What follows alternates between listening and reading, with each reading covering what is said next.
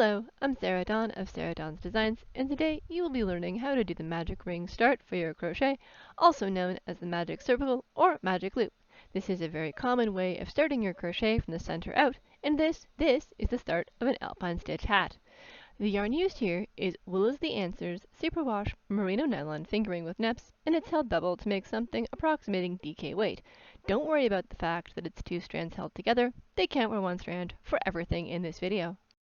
First, make a slip knot by forming a loop of yarn, then putting your hook through that loop and pulling up the working yarn. The yarn coming from the ball of yarn, not the tail. Once you have one loop on your hook, work a chain stitch into that loop. However, don't pull the slip knot tight though.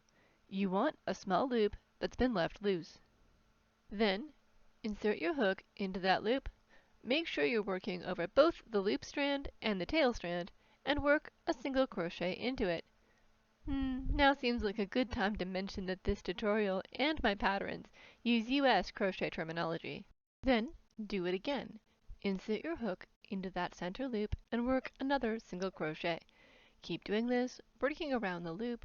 You can adjust the loop to be bigger if you need to, until you have as many stitches as you need.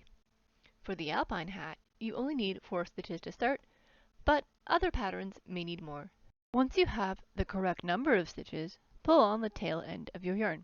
The center loop should shrink, creating a small circle of stitches.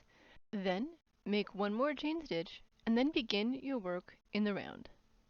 Work your first round of stitches, and that's it. You've started an alpine hat, or one of many other center out crochet patterns. Next step is increasing into your previous round of stitches, so subscribe for my next tutorial. Thanks for watching, and happy crocheting!